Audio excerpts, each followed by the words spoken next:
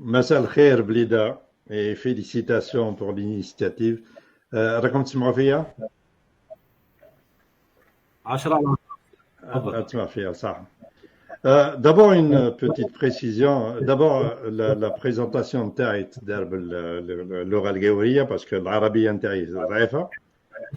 J'en suis tout à fait désolé. اي لغه شئت. أيوة. Bon, enfin, l'important, c'est le message. Je voulais juste préciser un petit point. Dans le document, vous avez marqué Université du Québec à Montréal. C'est vrai que j'ai déjà enseigné, mais ça fait peut-être 20 ans que j'ai quitté le monde de l'enseignement. Je suis plutôt dans le domaine privé. Donc, je représente ma société qui est basée en Algérie, maintenant, représentée par si Hossein, que vous aurez l'occasion d'écouter demain. Bon, sauf... je vais rentrer tout de suite dans le vif du sujet. Je vais chercher ma présentation. Si j'ai bien compris, on m'a demandé de parler de l'automatisation des systèmes comptables des organisations. Donc, si j'ai bien compris, donc, on m'a demandé de parler de l'automatisation des systèmes comptables des organisations et en mettant l'accent sur le secteur public. Et en mettant l'accent également sur le projet Tricot, dont je suis l'initiateur. On est bien d'accord là-dessus. Alors, la première question que je me suis posée, on me parle de comptabilité. Et là, je me suis posé la question, mais de quelle comptabilité on parle? Est-ce qu'on parle de la comptabilité qu'on trouve notamment dans le secteur public, c'est-à-dire en particulier le secteur de la santé, c'est-à-dire la comptabilité de type recettes-dépenses, comptabilité de caisse? Ou bien est-ce qu'on parle plutôt de la comptabilité de droits constatés? Est-ce qu'on parle plutôt d'une comptabilité de type administrative tournée vers le Trésor, vers l'État? Ou là, est-ce qu'on parle d'une comptabilité de gestion, c'est-à-dire tournée vers l'intérieur, vers les décideurs au sein de l'établissement? Parle-t-on plutôt de comptabilité budgétaire, comptabilité patrimoniale, comptabilité analytique?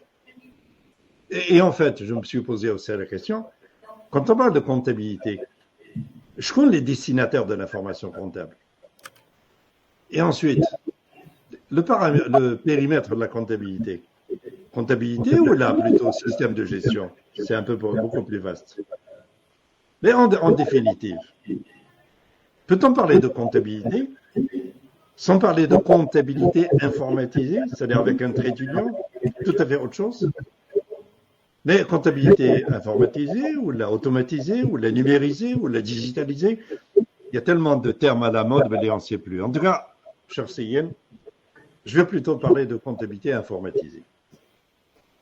On est bien d'accord là-dessus. Si on parle de comptabilité informatisée, en fait, on va faire référence à un processus en 3 étapes. Il faut collecter l'information. Il faut traiter l'information, il faut diffuser l'information. Quand on dit collecter l'information sur la base de ce que les comptables appellent sur la base de pièces justificatives, il faut que les données collectées soient fiables. Il faut que les données soient homogènes au niveau d'un établissement ou là au niveau d'une nation.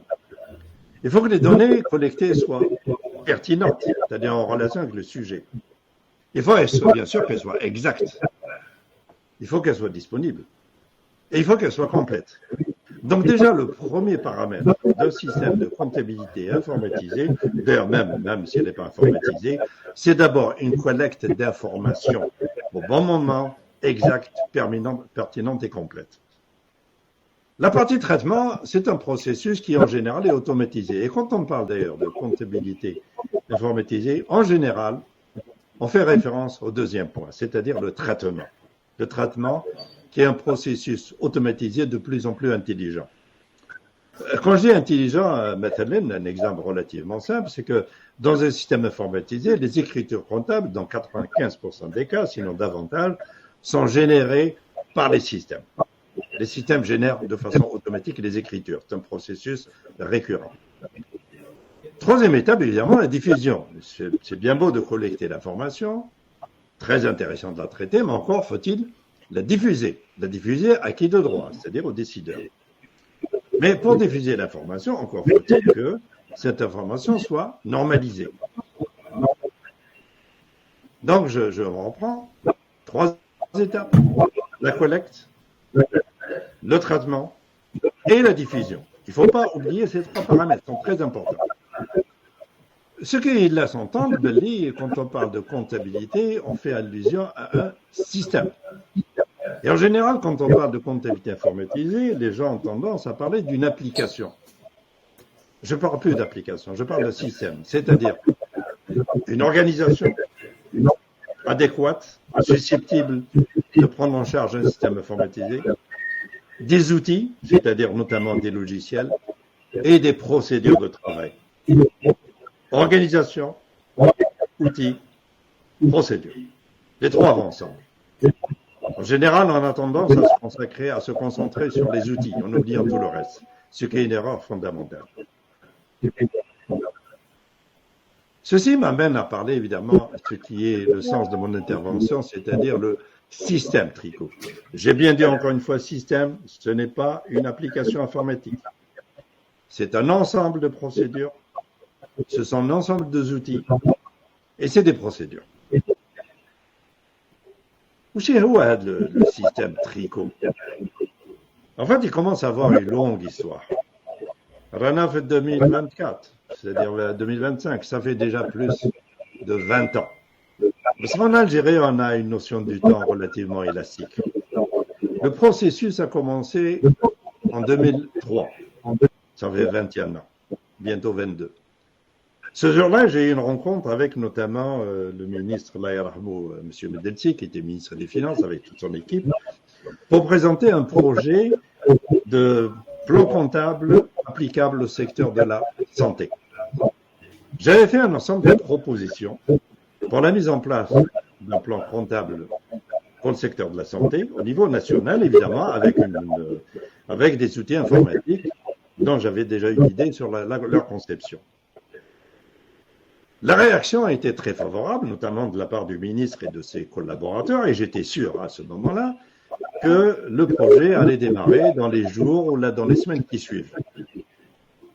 En fait, les semaines sont passées, les mois sont passés, les années sont passées, jusqu'à un beau jour, en 2009, c'est-à-dire 6 ans après.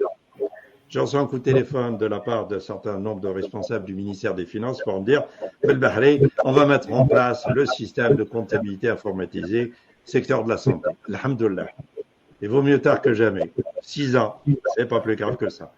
Qui m'a goulou fil bled, que l'autre l'a fait à faire. Alors, de quoi il était question? Il était question, c'est ce qu'on m'a demandé lors d'une réunion au ministère des Finances. On m'a dit, Monsieur Boubarli, on aimerait bien développer un système de comptabilité analytique. Ce qui veut dire quoi? Ce qui veut dire qu'on voulait développer un système pour calculer, déterminer les coûts des prestations hospitalières. Bon. Moi, étant technicien, je n'ai vu que la dimension technique. Je me suis dit, je suis persuadé que l'organisation des systèmes d'information dans les hôpitaux était adéquate et conséquence, il s'agit tout simplement de transposer des procédures manuelles vers un système informatisé. Et on m'a dit, non seulement on va mettre en place le système au sein des établissements publics de la santé, ça concerne 300 hôpitaux, c'est-à-dire à peu près la moitié, et vous avez 13 mois pour faire le travail. Le défi ne m'a pas fait peur. Je me suis dit, à la limite, ce n'est que technique et ce n'est pas difficile. Évidemment, quand j'ai commencé à faire l'étude sur le terrain, je me suis rendu compte que le système, le processus était un peu plus compliqué que ce que j'avais pensé. Ce qui était au départ quelque chose qui semblait relativement simple, c'est-à-dire mettre en place une comptabilité analytique au sein des hôpitaux, est devenu un peu plus compliqué et les objectifs sont devenus autre chose. Il fallait mettre en place non seulement une comptabilité analytique, mais il fallait passer par une comptabilité générale, patrimoniale. Il fallait maintenir la comptabilité budgétaire. Il fallait évidemment développer la comptabilité analytique, c'est-à-dire il fallait développer les 3 comptabilités. Patrimoniale, budgétaire, analytique. Évidemment, ceci de façon tout à fait informatisée. Il fallait évidemment faire cohabiter les 3 dans le même système. Autrement dit, le défi devenait un peu plus important. Un même système qui prend en charge les trois comptabilités de sorte à ce qu'elles cohabitent. Et comme c'est un système informatisé, il fallait surtout éviter toute forme de redondance. Autrement dit, l'information doit être collectée une fois et le système s'occupe de tout le reste, c'est-à-dire une automatisation maximale. Un grand défaut. Et à l'époque, beaucoup de gens n'avaient pas très bien compris qu'est-ce que ça veut dire. Comment peut-on imaginer trois comptabilités avec un seul système? Ben oui, techniquement, ça ne posait strictement aucun problème. Autrement dit, la partie traitement ne posait pas de problème, c'était purement technique. Travail d'informaticien, j'en suis un, et j'ai assez d'expérience pour savoir ce que je faisais. Le temps a passé, évidemment, 13 mois, c'était très court. D'autant plus que quand je suis allé sur le terrain et quand j'ai fait mes études préliminaires, j'ai découvert quelque chose que je ne connaissais pas, que les établissements de santé avaient un statut tout à fait particulier. Un établissement public de santé est une EPA, établissement public à caractère administratif. En conséquence, il n'y avait même pas de comptabilité générale, comptabilité au sens patrimonial. Donc, il fallait bâtir quelque chose. Il fallait partir de zéro. Il fallait partir déjà d'un plan comptable qui n'existait même pas. Il fallait faire des ponts entre les trois comptabilités. Donc, le défi devenait un peu plus grand. Mais la partie technique ne m'inquiétait pas. Ce n'était pas ça qui était difficile. Mais sur le terrain, les choses étaient beaucoup plus compliquées puisque les réflexes étaient ceux des comptabilités de type administratif. Point à la ligne. Il n'y avait pas de système de gestion. Néanmoins, ce qui devait se faire en 13 mois, c'est fait en 4 ans. Mais ça, c'est fait. Qu'est-ce qui a été fait au bout de 4 ans? D'abord, mon équipe et moi avons fait la conception d'un logiciel intégralement algérien. Un logiciel qui gère les trois comptabilités. En fait, moi j'ai dit 3, mais un jour, je me souviens, j'ai fait une présentation en film à Shahid, il y avait des directeurs d'hôpitaux, il y avait des DSP, il y a un monsieur qui s'appelle monsieur Seyhi, que vous connaissez sans doute, parce qu'il est maintenant ministre de la Santé, est venu vers moi avec Khalib El-Bahri. Il a dit, vous avez fait non pas 3 comptabilités, mais 4 comptabilités. Ah bon, j'ai fait 4 comptabilités? Oui, oui, Gali, parce qu'il y a aussi dans Tricot, il y a aussi la comptabilité matière. Et ce qui est vrai, il y a effectivement 4 comptabilités dans Tricot, même s'il continue de s'appeler Tricot. C'est à ce moment-là que c'est appelé Tricot, parce que je signifie par là la triple comptabilité hospitalière. J'aurais dû mettre Quattro. Nous avons non seulement développé un logiciel, mais encore fallait-il former des usagers. Nous avons formé à travers le territoire national plus de 3000 personnes. Nous avons formé également 40 formateurs. Et parmi les formateurs, il y avait des informaticiens, dont M. Ziad qui est avec nous. Il y avait des médecins inspecteurs. À travers le territoire national, nous avons sillonné, je ne dirais pas toutes les wilayas, mais plusieurs wilayas. Le système a été effectivement implanté dans 292 établissements. Quand je dis implantation effective, cela veut dire que les chefs d'établissement ont signé procès verbal de mise en place. Ils ont signé, ils ont validé le fait que le système a été implanté, que le personnel a été formé. Non seulement sur le plan technique, le travail a été fait, le travail a été implanté, le personnel a été formé, les directeurs d'établissement ont signé, et de plus, le système a une assise juridique. Le Premier ministre a signé un décret exécutif pour la mise en place effective du système, et 2 ministres, le ministre de la Santé et des Finances, ont signé un arrêté interministériel. Il est disponible dans le journal officiel en 2014 pour la mise en place du système. Malheureusement, ce qui est très beau, ce qui était positif, ce qui était une belle réalisation sur le plan technique, a commencé à rencontrer un certain nombre de difficultés. À partir de 2017-2018, les choses ont commencé à se dégrader. Autrement dit, le nombre d'usagers a commencé à baisser.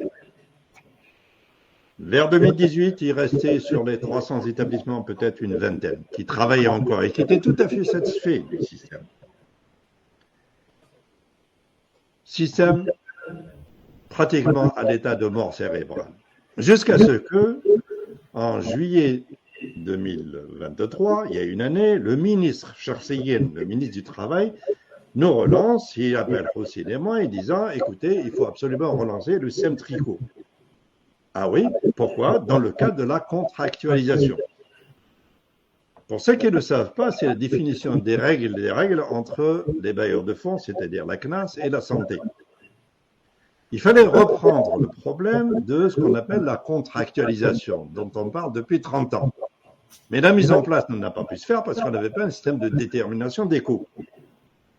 Mais les gens de la santé ont dit, oui, mais il y a le système tricot. Et c'est ainsi que, juillet, le ministre du Travail nous dit, évidemment, c'est du bénévolat que nous sommes en train de faire, relancer le système. Et nous avons, de juillet 2023 à janvier 2024, fait un travail considérable. Nous avons relancé une vingtaine d'établissements. En bas, ils sont devenus 4 ou 5. J'ai déposé mon rapport janvier 2024 avec un certain nombre de recommandations. Malheureusement, depuis janvier 2024, l'hélium, il ne s'est absolument rien passé.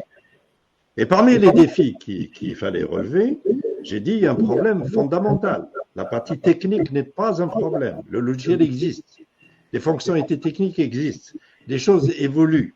Il n'y a pas de problème. Le grand défi, c'est le défi de l'harmonisation. L'harmonisation des données pour que tous les acteurs concernés, que ce soit au sein d'un établissement, ou là au niveau du wilaya, ou là au niveau national, que les gens puissent communiquer en utilisant un langage commun. Harmonisation. Mathalan, est-ce qu'il y a une nomenclature des actes médicaux et paramédicaux? Malheureusement, Macanch. Donc aussi, on en est aujourd'hui avec le système Tricot qui a démarré sur le chapeau de roue, il a démarré à grande vitesse, ça a été un très grand succès, une adhésion totale de la part des usagers au niveau national, ça a été un grand et un très beau projet qui a surtout suscité l'enthousiasme de la part de tous les acteurs. Malheureusement, et je vais revenir sur ce point-là, les choses se sont dégradées et ce qui a été une source de fierté est devenu malheureusement, je ne dirais pas un cauchemar, mais quelque chose de triste. Pourquoi les freins? Pourquoi les difficultés? Pourquoi les obstacles? D'abord, j'ai découvert en lançant ce projet quelque chose de phénoménal qui s'appelle la culture de l'échec. Je mets dans la culture de l'échec. Lorsque le projet a été lancé, j'avais comme vis-à-vis des gens du ministère de la Santé et comme vis-à-vis également des gens du ministère des Finances. Et au fur et à mesure de nos rencontres, j'ai compris quelque chose. Les gens étaient partis avec l'idée que le système allait échouer. Et si le système échoue, c'est qu'il y a un coupable. Donc, on avait cultivé cette culture de l'échec en se disant, de toute façon, on lance un projet, mais on sait qu'il ne va pas aboutir. Puisqu'il ne va pas aboutir, il faut trouver un coupable. Le coupable, évidemment, c'est Belbahri. Mais pour leur malheur, le système a fonctionné. Et quand le système a fonctionné, on s'est trouvé devant un dilemme. Comment gérer le succès? Gérer l'échec, c'est pas difficile. Il suffit de trouver un coupable. Mais gérer le succès, là, on ne sait pas faire. Et c'est ça qui était dramatique. La culture de l'échec. Deuxième phénomène, les acteurs de base. L'acteur de base, c'est le magasinier, c'est le pharmacien, c'est le directeur d'établissement, c'est l'économe, etc. Ils n'ont jamais été impliqués dans des processus. Alors qu'avec Tricot, on a essayé d'impliquer tout le monde. On a été à l'écoute de tout le monde. Parce que c'est une construction collective. Il fallait que chacun apporte sa petite pierre. Malheureusement, les gens obéissent. C'est tabou. Ça s'arrête là. Pourquoi? La décision est centralisée. C'est quelque chose qui vient, qui vient d'en haut, ou les hommes tabou. Il y a un autre phénomène qui a fait que les choses n'ont pas fonctionné. C'est que les acteurs, dans la mise en place de système, leur rôle n'est pas défini. Ou je mets leurs rôles ne sont pas définis. Moi, en tant qu'entité économique, je suis un acteur économique. J'obéis à un cahier des charges et je construis selon un cahier des charges. Le cahier des charges est élaboré par des architectes. Moi, je suis un simple maçon. L'architecte, c'est notamment le ministère de la Santé ou le ministère des Finances. Les architectes définissent les grandes lignes. Ils ont la vision, ils ont les paramètres globaux, ils ont la dimension juridique. On exécute. Et malheureusement, il y a un phénomène. Les gens qui se trouvent les décideurs, entre guillemets, jouent le rôle du maçon et non pas le rôle d'architecte. Autrement dit, on a plein de maçons, on n'a pas d'architecte. Et si on n'a pas d'architecte, on fait n'importe quoi. On a une maison qui est tout à fait tordue. Et sauf qu'à un moment donné, des gens se trouvent en conflit. Moi qui suis maçon, je trouve en face de moi un architecte qui veut faire le maçon. Évidemment, je le dérange. Et évidemment, ceci fait en sorte que les choses n'ont pas évolué comme on aurait souhaité. Mais là, avec le recul, je me dis, bon, on n'a pas baissé les bras malgré les difficultés. Je dis, bon, finalement, il faut prendre le problème d'une autre façon. Il faut d'abord mettre l'accent sur l'élément humain. C'est fondamental. Le monde change très vite, les règles de gestion changent, la comptabilité n'est plus ce qu'elle était. Pour cela, l'élément humain est fondamental.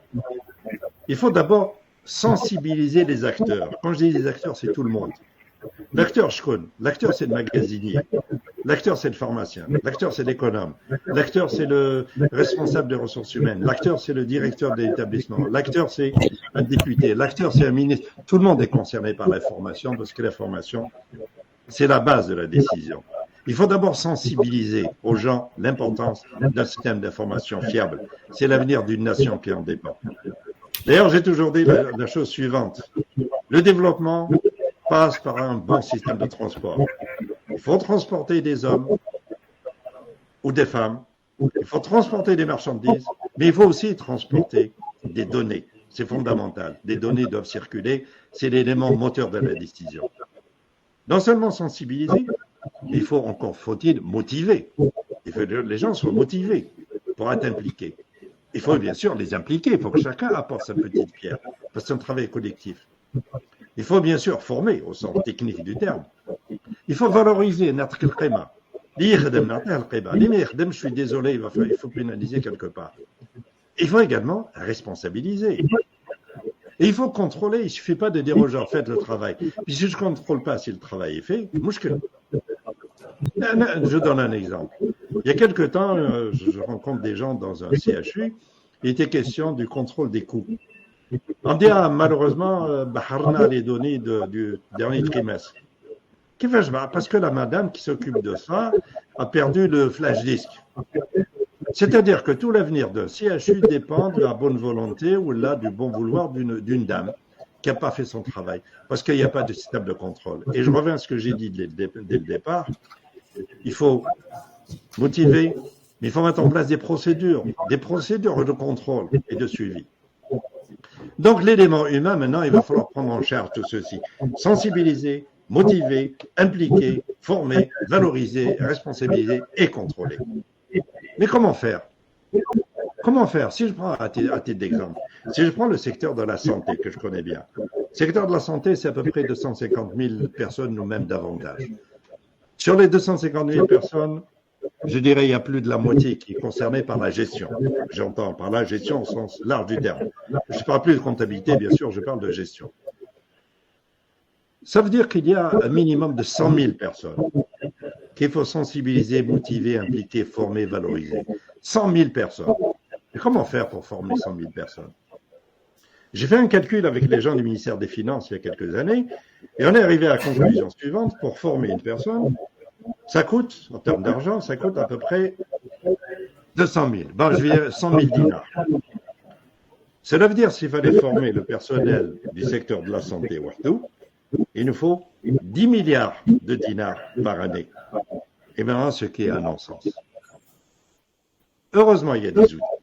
Et mon équipe et moi, nous avons réfléchi à la question et nous avons développé une approche qui s'appelle Apratique, en utilisant au maximum des nouvelles technologies. Vous chemin à Apratique, ça veut dire qu'on a mis en place des outils pour apprendre. Ça s'adresse à tout le monde. Encore une fois, de la secrétaire en passant par le magasinier jusqu'au directeur d'un établissement et jusqu'au ministère ou le député, un outil d'apprentissage et de pratique. Ça veut dire qu'il s'adresse à des apprenants, des gens qui veulent apprendre. Il s'adresse à des tuteurs qui font le suivi pédagogique de l'apprentissage. Il s'adresse à des superviseurs qui contrôlent le suivi administratif de l'apprentissage. Tous ces outils existent et sont disponibles. Entre parenthèses, ils sont actuellement utilisés ici au Canada. Autrement dit, voilà un produit algérien qui est utilisé au Canada, l'un des pays les plus avancés en matière d'informatique. Et bien sûr, non seulement apprendre, mais également pratiquer. On n'est plus dans la formation de type classique, c'est-à-dire on est là devant un tableau en train d'écouter ce que raconte l'enseignant. Non, on pratique des cas, 2 cas, 3 fois, 50 cas, sans être obligé de se déplacer. Pour résumer tout ceci, pour dire quoi? Je ne parle pas de comptabilité, je parle de gestion. Je parle d'un ensemble d'outils pour aider à la décision à tous les niveaux. Et je dis pour atteindre cet objectif, on va tenir compte des erreurs qui ont été commises. L'erreur fondamentale que nous avons commise, nous avons essayé, nous avons mis la charrue avant les bœufs. Nous avons commencé par implanter un système alors que le problème de la formation n'a pas été réglé, alors que le problème de l'harmonisation n'a pas été réglé. S'il faut maintenant repartir sur de bons pieds, et je compte beaucoup sur les universités et notamment Blida pour nous aider parce que c'est un travail qui nous concerne tous en tant que citoyens, s'il fallait aborder le problème, d'abord, la formation au sens large que j'ai décrit tout à l'heure, l'harmonisation, Mberd arrive le développement ou Mberd arrive l'implantation. C'est un travail de longue haleine. Nous en avons encore pour des années. Exemple, on a beaucoup parlé de la LOLF, la loi organique des lois des finances. Bien sûr, les Français d'Aroha, il y a plus de 20 ans. Les Sénégalais d'Aroha, le Cameroun d'Aroha. On était censé la mettre en place en 2023. Oui, mais pardon. 2023, c'est déjà le passé. À 2024, peut-être 2025. Ouf, à la baliche. Inch'Allah, un jour. Voilà ce que j'avais à dire. Merci. بارك الله فيك بروفيسور البحري من جامعة كيبك بهذه المداخلة القيمة وعلى وقتك الثمين أستاذي الذي منحته لنا. Non, je vais quand même, non, j'ai au bout parce que ça concerne pas seulement SIDA, ça concerne tout le secteur tout le secteur public. Chauffe, la loi, la LOLF.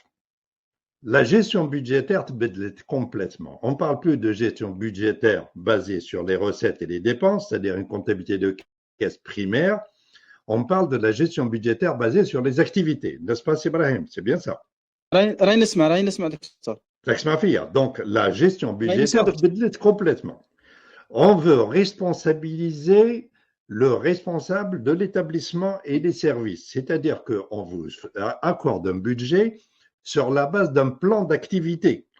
Un plan d'activité quantifié.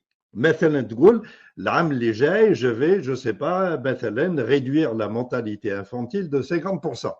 Donc, des objectifs quantifiés avec des chiffres. ونتحاسبوا عليها.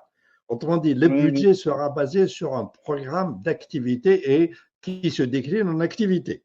تفضل إذا عندك سؤال. الله يفضلك أستاذ، من فضلك لو يتفضل الدكتور نادر بالبحري يوصلنا على النتائج التي توصل إليها من خلال 20 المؤسسة الاستشفائية التي قال أنها وصلت في برنامجه. لو يتفضل يشرح لنا بعض النتائج المتوصلة.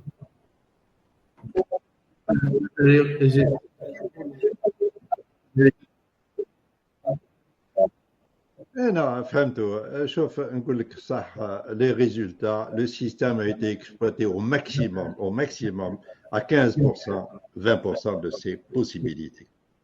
15 à 20%, pas plus. Parce que les gens n'ont pas compris, il y en a l'intérêt du projet, qui m'a, tu le sais très bien, Hossein, vous êtes trop en avance. Ça, c'était un gros problème. Notez que je signale quelque chose. On a tenu une réunion avec 4 ministères. 4 ministères. C'est le mois de janvier 2024. Il y avait le ministère des Finances. Il y avait le ministère de la Santé. Il y avait le ministère de l'Intérieur. Il y avait le ministère du Travail. Voilà le procès verbal, parce que j'ai fait un certain nombre de recommandations. Mais qu'est-ce que procès verbal? Il y a certains individus, je ne veux pas donner de nom, ils regardent les hôpitaux, ils disent habsou tricot. Ils disent habsou tricot, textuellement. Alors, quand il y a une opération de type, il me coupe les jambes, il dit, va courir le 100 mètres, je ne peux même pas faire 10 cm. Donc, les résultats sont dérisoires. C'est pour ça de l'espoir. Wallah, je ne sais plus. On est complètement largué.